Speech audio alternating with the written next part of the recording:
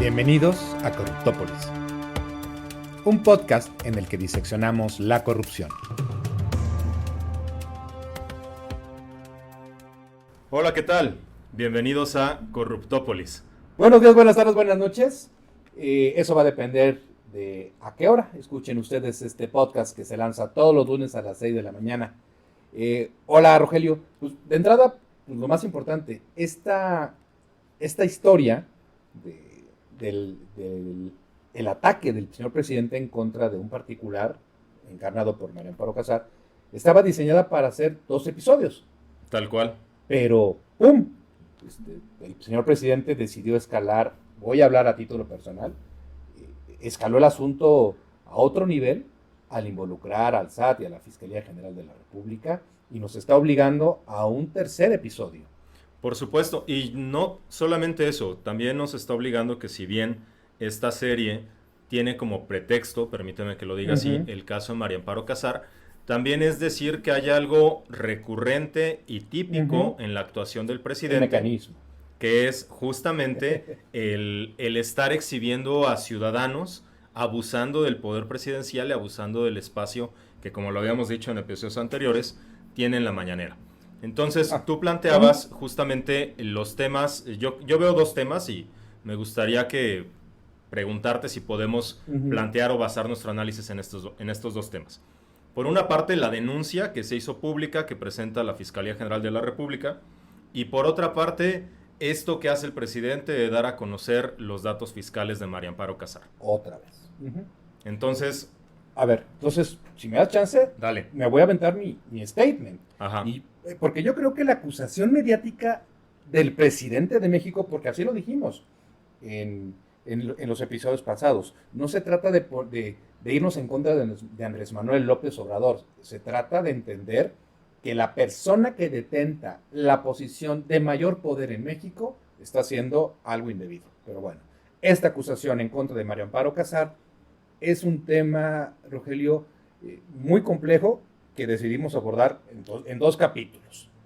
Y aunque esperaba, voy a hablar por mí, alguna repercusión, yo jamás pensé que el presidente iba a repetir el error de siempre, exhibir información fiscal de María Amparo, y más sorprendente fue que involucró a la Fiscalía General de la República, que ésta aceptara iniciar una investigación en su contra, y lo cual ya raya en el absurdo, y es evidencia del famoso uso del derecho penal del enemigo, o del lawfare, y esto nos obligó a tener un 3er capítulo de un mismo evento. Y te puedo decir que después de leer con incredulidad el comunicado FGR diagonal 241 diagonal 24, yo no podía dejar de pensar que se trata de la misma fiscalía que no ha iniciado ninguna carpeta de investigación en contra de los hijos del presidente y de los integrantes del clan, que se trata de la misma fiscalía que no ha logrado presentar ante la justicia a los líderes de los cárteles que han sumergido a México en un baño de sangre, que se trata de la misma fiscalía que ha sido usada una y otra vez con fines políticos, Rogelio, que se trata de la misma fiscalía que ha perdido los casos contra Lozoya, Collado y todos los que se te ocurra, que es la misma que le fabricó una licencia para conducir a Rosario Robles. Y eso es corrupción. Que el presidente de México use la Fiscalía General de la República y al Servicio de Administración Tributaria con fines políticos compromete la integridad del sistema judicial y socava los principios más elementales del Estado de Derecho. Y eso es corrupción. Déjame cerrar, Rogelio, con lo siguiente. El lawfare, o el derecho penal del enemigo, fue institucionalizado en la presidencia de Andrés Manuel López Obrador, creándose un círculo vicioso en el cual el presidente viola una y otra vez la Constitución política de los Estados Unidos mexicanos. Y eso es corrupción. Gracias, Salvador. Yo creo, tú estás hablando de derecho penal del enemigo, yo creo que no solamente es el derecho penal del enemigo, en realidad es utilizar todos estos espacios que le permite el sistema jurídico para utilizarlos en su beneficio, en un beneficio político 100% y de su grupo, denostando ciudadanos. o haciendo un escarnio público de ciudadanos. Yo me pregunto si el sistema jurídico mexicano había sido sometido en alguna ocasión a esta prueba de estrés, y me parece que no. Gran frase. Me parece que jamás en la historia moderna de México habíamos tenido un presidente que, teniendo tal cúmulo de facultades, decidiera hacer un lado la ley y decidiera decidiera ponerse de entrada a nivel de un ciudadano y decir en la mañanera: ¿acaso yo no tengo libertad de expresión? ¿Acaso yo no tengo derecho de réplica? ¿Acaso yo no puedo hacer lo mismo que hacen ellos conmigo? Perdiendo absolutamente de vista la gran diferencia en el ejercicio del poder de una persona como el presidente de la República frente a cualquier ciudadano, tal como lo dijimos en episodios pasados, y perdiendo también de vista que todas aquellas facultades que no están expresamente conferidas a cualquier ente del poder público no existen. Y entonces todo lo que hace el presidente pareciera ser fuera del margen de sus atribuciones que normalmente le corresponden. Y hace un juego perverso. Tú hablabas, por ejemplo, de la denuncia que presenta la Fiscalía General de la República, y cito, como lo dijeron en su comunicado, por la presunta ilicitud en el otorgamiento de la pensión a particulares. Ah, caray, o sea, está bien que llegues a un tema en donde digas: voy a darte una noticia criminal, pero normalmente la Fiscalía en este tipo de comunicados te orienta a entender cuál es el delito que más o menos está tratando de cuadrar, ¿no? En esta parte no está diciendo nada en absoluto. En contra, perdón, te voy a interrumpir. En contra de diversos servidores públicos de dicha empresa, es decir, Pemex, y 3 particulares. Esto lo dan a conocer por la noche del lunes 13 de mayo, y la misma tarjeta informativa dice que desde el 5 de abril habían presentado esa denuncia. Estoy totalmente de acuerdo contigo, nunca se actúa con esta celeridad cuando se trata de otros casos que considero son todavía más graves y que ponen en entredicho tanto la seguridad nacional como la propia vigencia del Estado de Derecho. En este caso se actúa de manera rauda y precisa. Esto quiere decir que cuando el presidente salió a la mañanera ya habían presentado la denuncia, que eso es algo de lo que nosotros habíamos dicho en los 2 episodios pasados. Hablan de una denuncia y no nos dicen cuándo, si se va a presentar o no. No. La traían ahí bajo la manga, escondidita de, ya la presentamos, ¿no? Casualmente. Y dame chance de hacer una pausa, porque me acabas de obligar a cerrar los ojos e imaginar una escena en la cual, pues, inevitablemente el presidente quiere golpear a mexicanos contra la corrupción, pero en lo particular a Mario Amparo Casar, y reúne a todo su staff y les dice: encuéntrenle algo a esta persona. Y todo el mundo se pone como loco a revisar revisar de arriba para abajo, cualquier posibilidad, hasta que encuentran algo y se lo ofrecen, así como un tributo. Y veo a la fiscalía lista para consignar. Y cuando pienso en eso, cuando visualizo esa escena, Rogelio, inevitablemente la palabra corrupción, la palabra o la expresión ejercicio indebido del servicio público viene a mi mente. Totalmente, por supuesto. Entonces, ¿ante qué estamos, Rogelio? O también me imagino que cada vez que el presidente inicia su mañanera, la hora, 2 horas o 3 horas que se vende, veo a todos los encargados de todas las oficinas de gobierno federal y estatales tomando nota de lo que va a dictar el gran Tlatuani para ver si dice algo que cae en nuestra cancha, y técnicamente es una orden no dicha. No sé si dijo una estupidez, ¿no? Pero es una instrucción. Claro, es una instrucción implícita. Implícita. Yo creo que esa tienda que está allá afuera y que vende pósters donde no salgo bien retratado, son malosos. Híjole, pues de volada, ¿quién tiene esa función? Y echan a andar todo el aparato para darle gusto al señor presidente. Yo creo que el presidente, lo hemos dicho en otros espacios, es un animal político. A mí me parece que sabe utilizar de manera, perdón el adjetivo, de manera perversa. No le veo lo negativo. Esa atribución de saber cómo explicar o cómo narrar los casos. y cómo llevar siempre agua a su molino. Se da a conocer que un juez de distrito concede la suspensión a Mario Amparo Casar, porque obviamente reclamó vía de amparo. Exactamente, como obviamente, corresponde. ¿no? Obviamente. Claro. Y el juez, el agua moja. O sea. Exacto. Reclamó en vía de amparo que le hayan quitado su pensión por una actuación totalmente indebida a cargo de Pemex, y el juez de amparo, con base en lo que dice la fracción 10ª del 107 constitucional y el 138 de la ley de amparo, ponderando la apariencia del buen derecho y observando que no se contravengan disposiciones de orden público ni se causa afectación al interés social, concede la suspensión. Normal, para eso están los jueces. ¿La provisional? La provisional. Para ¿Cómo eso están, dicen? La provisional y un vaso de agua. no se le niega a nadie. Por eso está esta placa en todos los juzgados federales de amparo, con la frase de Morelos diciendo que todo aquel que se queje con justicia pueda tener a alguien que lo ampare y lo defienda contra el poderoso y el arbitrario. Contra una decisión y determinación totalmente arbitraria y discrecional de Pemex, se acude al juez de amparo. El juez de amparo, revisando los requisitos mínimos que establece la Constitución y la ley, otorga la suspensión bajo esta apariencia del buen derecho, y el presidente ocupa eso para decir: el Poder Judicial está podrido. ¿Otra vez? Otra vez. El Poder Judicial está podrido. Están concediendo esto. Nosotros, desde la presidencia, queremos hacer justicia. Queremos que se reviertan todos estos casos de corrupción sistémica que ha estado permitida a lo largo de los años por componendas de quienes ocupaban el poder, y el Poder Judicial no nos deja. Estamos frente al sexenio, porque ya se está acabando el sexenio, pero estamos frente al sexenio en donde el imperio de la ley, en donde la Constitución dejó de ser un valladar al poder, dejó de ser un dique de contención al poder, y ahora se utiliza esta distribución de poderes que es básica, es un requisito necesario para una vida democrática, se utiliza como un ataque diciendo: no, es que lo mejor que podríamos hacer es no tenerla.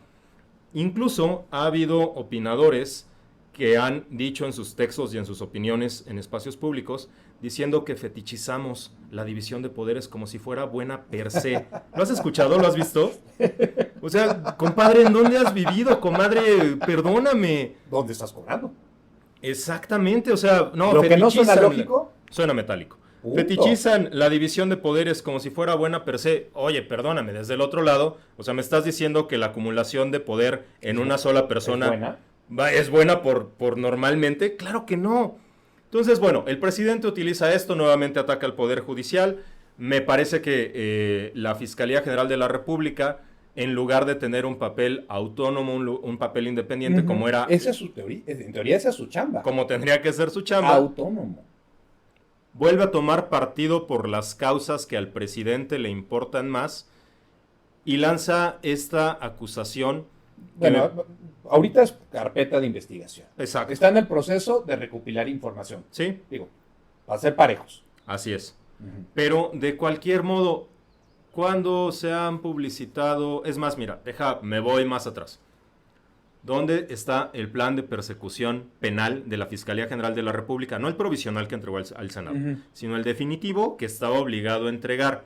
No está. ¿Dónde están los informes anuales de labores que tendría que estar por transparencia?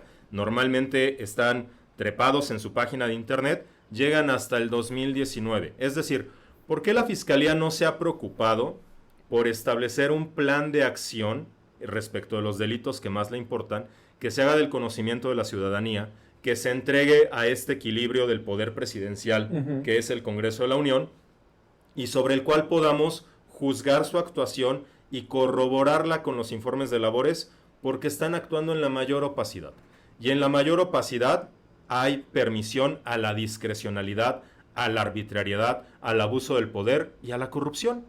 Y por eso mencionaba al inicio de mi perorata este derecho penal del enemigo, o el lawfare, depende de en qué país lo esté usted escuchando, pero sin importar si el nombre es uno u otro, la esencia es la que creo que importa. Cuando tú utilizas a las oficinas de Estado para golpear a tus enemigos, y lo de enemigos me encantaría ponerlo con con mucha precaución sobre la mesa, porque no sé que sea un enemigo. Habría que preguntarle a las personas que utilizan esta expresión todo el tiempo. Cuando tú utilizas a una entidad de gobierno para golpear a otros, estás colocando al país en una situación muy delicada. Vamos poniéndole, Rogelio, porque podemos hacerlo, vamos a ponerle nombre. Ve lo que pasó en Venezuela. Bueno, lo que está pasando en Venezuela, llevan mucho tiempo. Ve lo que está pasando en Honduras. No, ve lo que ha pasado. Dime. Espera, o sea, Venezuela es un ejemplo perfecto porque Venezuela, Daniel Ortega. lo que está sucediendo en Venezuela no pasó de la noche a la mañana. Fue un proceso. Fue un proceso. Y uno de esos procesos me da pauta a que podamos abordar tangencialmente este tema. En Venezuela, y está un artículo escrito en el review de la Universidad de los Andes, ¿cuál ha sido el proceso para ir cambiando el derecho en la época chavista y en la época de Nicolás Maduro? ¿Cómo han cambiado de perfil los jueces constitucionales? Y eso nos lleva de rebote del pueblo a hablar sobre la ministra del pueblo y a decir que aceptar un puesto para el que no estás preparado es un acto básico de corrupción. Que en el caso de la ministra Lenia, es más que evidente, ¿no? Por el amor de Dios, o sea, cada semana es evidente. es un nuevo capítulo. Y eso nos lleva también, Rogelio, a hablar de un posible delito, de lo que ya lo hemos tocado, del posible delito continuado del presidente en la mañanera, ya ilustrado por la mañanera. Me tomé la libertad de hacer una pequeña encuesta en X, antes Twitter, con una pregunta. ¿La conferencia mañanera del presidente López Obrador es un delito continuo? Y la verdad me impactó, ¿eh? Tuvimos, aparte de muchas vistas, quienes decidieron votar, el 94% dijo que sí es un delito continuo. Ajá. Es decir, vamos a traducirlo. Están viendo algo que no es correcto. Que es ilegal, que va en contra del derecho. El 3% me dijo que no, y el 4% respondió a la pregunta, me la pusiste difícil. O sea, sí, no, me la pusiste difícil. ¿Cuántas personas participaron? 239. 239 personas opinaron. El 94% coincidió, no con una acusación, sino con una duda. ¿Hay algo ilegal y continuo? Sí. ¿Y qué es lo continuo? Muchas cosas. El utilizar la mañanera como una herramienta para golpear, todo esto ya lo dijimos. Pero ahí está interesante. A ver. Porque tú hablas de un delito continuado y yo estoy totalmente de acuerdo contigo, por supuesto que lo es. Nada más ahí viene la gran pregunta, ¿cuál de todos? No, es que, fíjate, es que un concurso de delitos, pero... A mí me parece, y algunos se agotan en el momento y otros continúan. A mí, si me permites, yo contesté tu encuesta, por supuesto, yo dije que sí lo es. Y para decir que sí lo es y abrir pie a esta conversación, yo quisiera solamente citar el penúltimo párrafo del artículo 134 constitucional, que dice: la propaganda, bajo cualquier modalidad de comunicación social, que difundan como tales los poderes públicos, órganos autónomos, dependencias y entidades de la administración pública y cualquier otro ente de los tres órdenes de gobierno, deberá tener carácter institucional y fines informativos, educativos o de orientación social. En ningún caso esta propaganda incluirá nombres, imágenes, voces o símbolos que impliquen promoción personalizada de cualquier servidor público. ¡Pum, perros! Se acabó la... Drop mic, no, porque son caros. No lo sueltes. Pero ya todavía los estoy pagando. ¿En Electra? En Coppel. O Coppel. No, ya desde ahí entendemos algo que creo que dijimos en alguno de los dos programas previos. ¿Para qué quieres que entre al fondo cuando desde el inicio estás mal? ¿No? El presidente está cooptado por ley. Hiciste un señalamiento al inicio también que me parece maravilloso. Para lo que es, Andrés Manuel es el hombre más poderoso de México por el puesto y por la manera en la que llegó. Sí. Estamos de acuerdo. Pero al mismo tiempo, él se quiere quiere que le asignemos la categoría de ciudadano de a pie. Entonces, pues una de dos, o es uno como nosotros, o es un hombre mucho más poderoso que nosotros. Está jugando todo el tiempo en ese jueguito de, mira, sí soy, no soy, sí soy, no soy. Está jugando el juego, perdón que sea tan poético, el juego de los espejos y las apariencias. Ujú. ¿Por qué? Porque durante mucho tiempo México ha transitado de este presidencialismo imperial, que muchos autores hablaron de eso, de este presidente con facultades metaconstitucionales, como decía el maestro Jorge Carpizo, a ir acotando el poder a través de distintos órganos autónomos. Ujú. Cosa que no le gustó al presidente actual cuando llegó y dijo, ah, caray, ¿que no puedo jugar como jugaban en los 70s? No, señor presidente, fíjese que hay algo que se llama INAI, fíjese que hay algo que se llama Banco de México, fíjese que hay algo que se llama Suprema Corte de Justicia de la Nación y que las reformas constitucionales les han dado un peso tal que permiten ser verdaderos equilibrios al poder presidencial. Ujú. Y entonces se dedicó a bombardearlos, denostarlos, a tratar... Y por eso es importante Exacto. lo que estabas diciendo hace rato del caso de Venezuela. Sí. Esto no fue de ¿No? así. Fueron años. Y durante esos años empezaron a soltar golpes estratégicos en contra de todas las instancias equivalentes a las que tú estás señalando en Venezuela. Y si no me cree, ahí está, vea usted cuál había sido la integración de los perfiles para ser subgobernador de Banco de México y cuáles son los últimos perfiles que han sido postulados. Ha habido una, y perdón, y no tengo nada en contra de estos servidores públicos, lo que sí puedo decir es que no se ha ido bajando el estándar cada vez más. Lo mismo pasa con servidores públicos de la Comisión Federal de Competencia y demás. Es decir, se ha ido bajando el estándar porque con un estándar bajo no hay figuras prominentes dentro de organismos constitucionales autónomos que le hagan un control al presidente. Sombra, pues. No le hacen sombra. Entonces el presidente ha jugado con, yo soy un ciudadano más, simplemente ocupo la máxima... Ya no me pertenezco. Ya no me pertenezco. Ocupo la máxima posición de poder público en el país, pero también ha buscado regresar a ese poder presidencial total. Y eso lo vimos claramente a través de los grandes decretazos que se aventó, que tuvieron que ser parados por el Poder Judicial, la extinción de los fideicomisos, Sí, señor. el tratar de darle marcha atrás a una reforma constitucional como era la educativa, a través de un decreto ordenando a la Secretaría de Educación Pública y a todos los organismos que fueran dependientes de esta, que no le hicieran caso. O sea, perdóname, si eso no es corrupción, ¿en dónde estamos? ¿Qué es eso? Pues la secuela de esta, se me fue el nombre, de esta famosa película, no puedo creer que se me ha ido el nombre. Ahorita regresa. Que arranca las páginas a la Constitución, Varguitas. La ley de Herodes. La ley de, ay, Dios bendito. Son cosas que pasan a cierta edad. es la secuela de la ley de Herodes. ¿Qué leyes son buenas? Las que me favorecen. ¿Qué Tal leyes cual. son malas? Las que no me dejan hacer lo que yo quiero.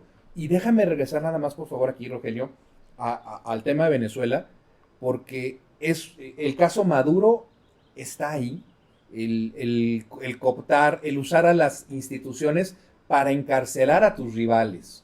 Está el caso de Daniel Ortega. Bueno, hay muchos. Pero al mismo tiempo tenemos casos que demuestran lo sano que puede hacer que existe equilibrio de poderes. Está el caso de el expresidente de Honduras, que fue Juan Orlando Hernández, ¿no? Que fue acusado, ahorita está en Estados Unidos ya en prisión enfrentando juicio. La diferencia entre tener un sistema sano de procuración de justicia y sólido versus no tenerlo es la diferencia. Ahorita nosotros con esta acusación, para regresar tantito a lo de la FGR y a la información liberada, el hecho nada más de leer este comunicado, a mí, voy a hablar por mí, si te quieres sumar, adelante, me obliga a pensar, bueno, ¿y qué onda con todo lo que hemos visto contra los hijos del presidente, los integrantes del clan?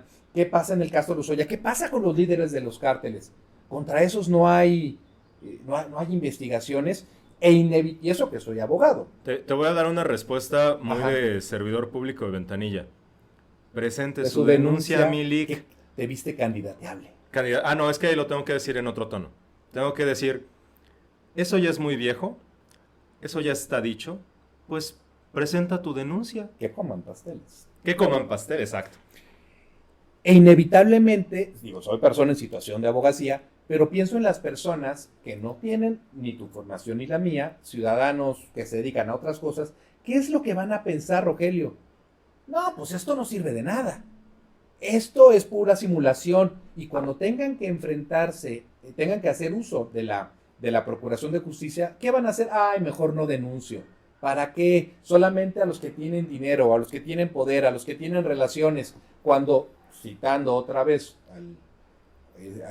a mi generalísimo, pues si tú tienes un problema, tú necesitas ser escuchado por una instancia superior, ¿no? Por supuesto. Al rato van a decir que José María Morelos y Pavón era fifino liberal y enemigo de la causa.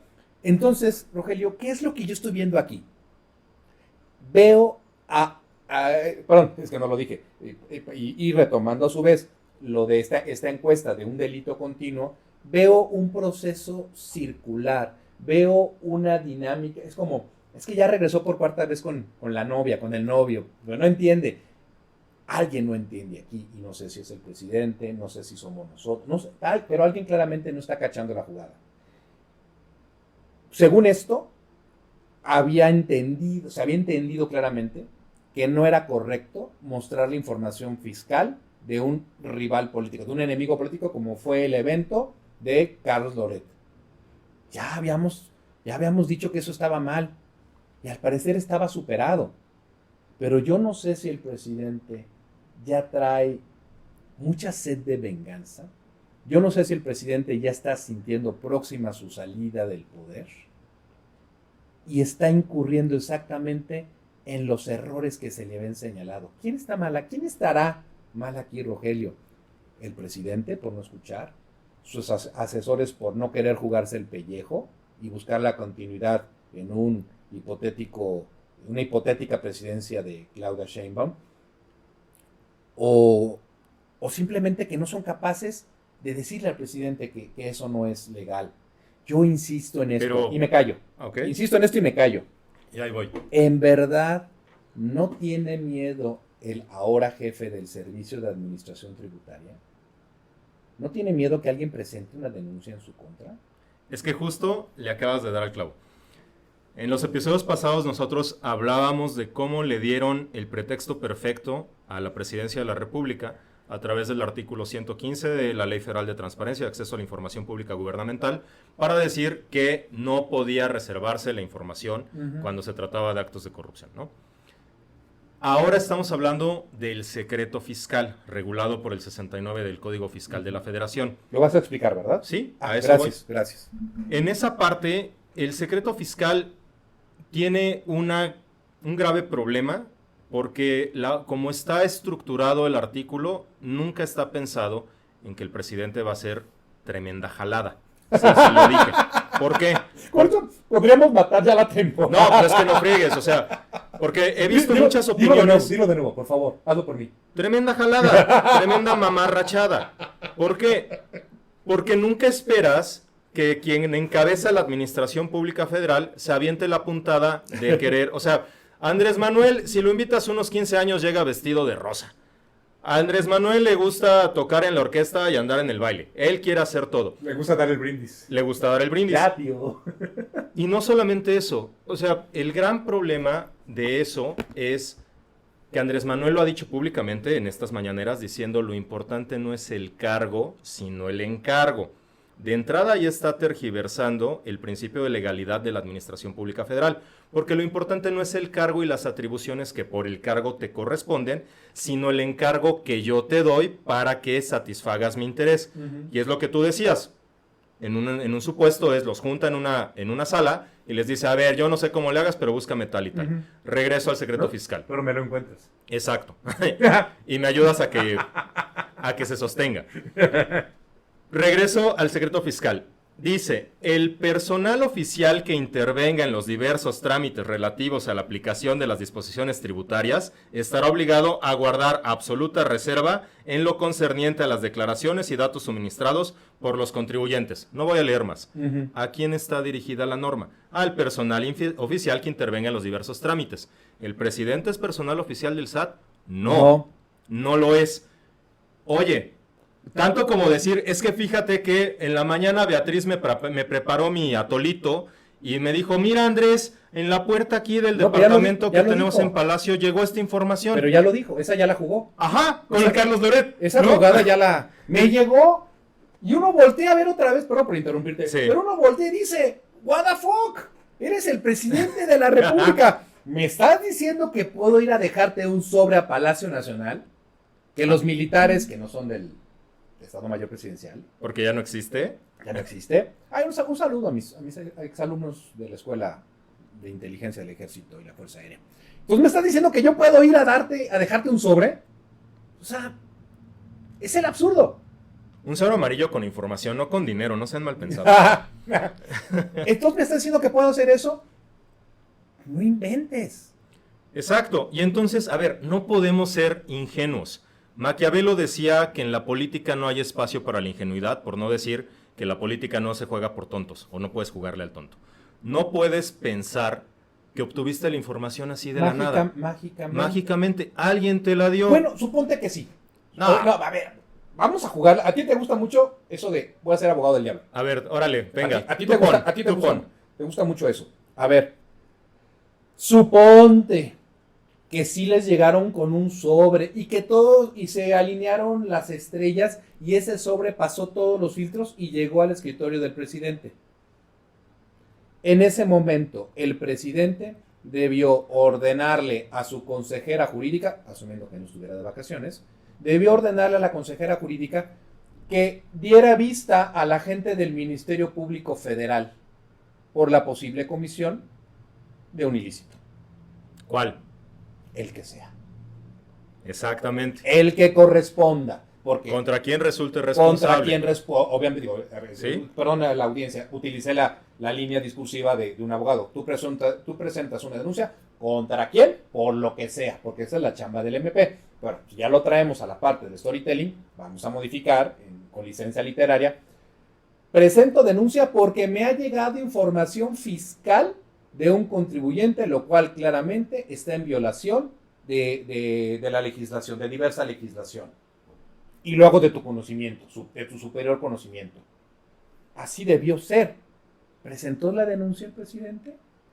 Presentó la denuncia pública. Exacto, eso es a lo que iba. O sea, le sirvió, le dio material para polarizar en su narrativa y decir, vean esta persona, María Amparo Casar, cuánto ha obtenido y cuáles son sus ingresos y tal. Oye, perdón, yo pensé que mi vida privada era mi vida privada y que la información, los datos tributarios relevantes, la información que tenía de mí la autoridad, pues no me la podía andar sacando así, ni me la podía andar jugando en mi contra, ¿no?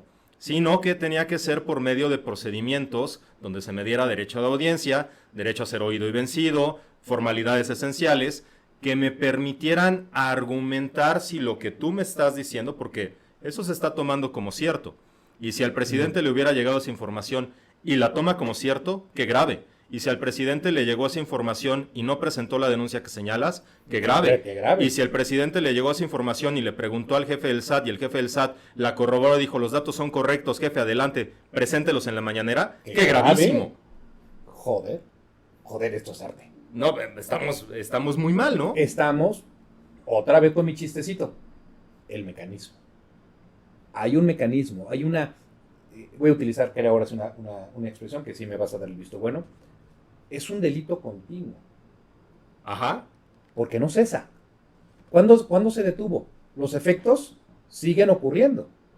Bueno, no, ya me metí en camisa de once varas. Es que ahí justo por eso te Y no preguntaba es el caso. cuál de todos, porque a mí me parece que justamente la actuación del presidente de la República encuadra en lo que tú bien dijiste, un concurso de delitos, es decir, que con la mañanera va cometiendo diversos delitos y esos diversos delitos habrán unos de agotarse en el momento, habrán otros de continuar.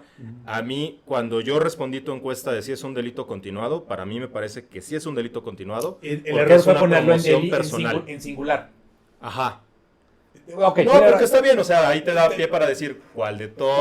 ¿Cuál de todos? Pues y no, abrir por una ejemplo, conversación, porque creo que no hemos tenido este debate público que pasa por, uno, aceptar que la mañanera no es un diálogo circular, sino es un espacio donde se permite la comisión de delitos. Dos, el poder discutir cuáles delitos ha cometido el presidente a lo largo del sexenio, que me parece ¿cuáles está por cometer? que son varios. Ajá.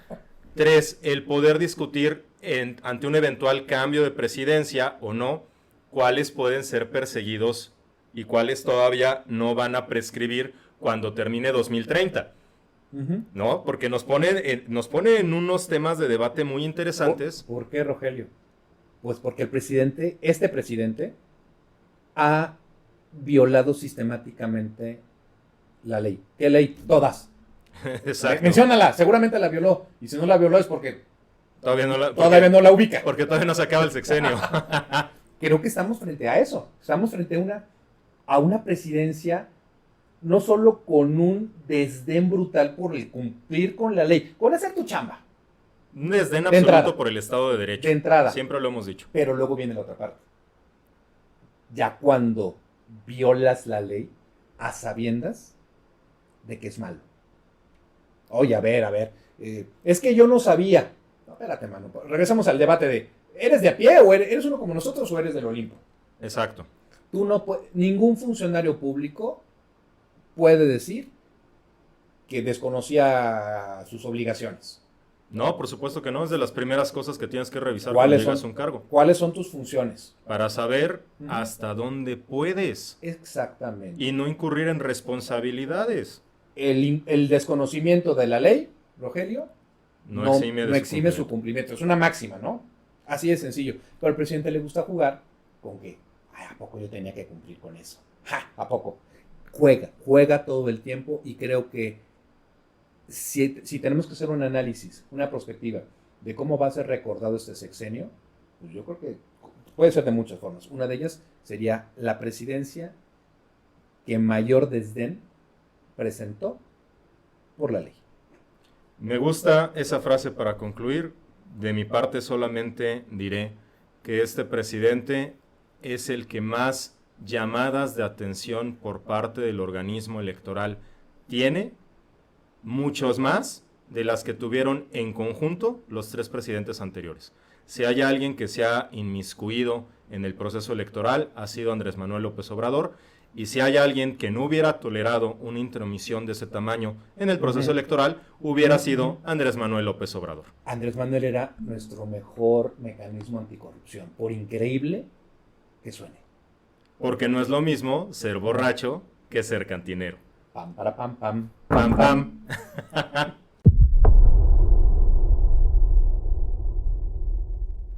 Somos Rogelio Ibarra y Salvador Mejía. Y esto es Corruptópolis. Un podcast en el que demostraremos que la corrupción es como cualquier otro mal y que no hay mal que dure 100 años. Si te gustó este podcast, suscríbete y compártelo. No olvides interactuar con nosotros en X, antes Twitter. Nos encuentras como @ESEMejía y @RDIbarra. Nos vemos el siguiente lunes.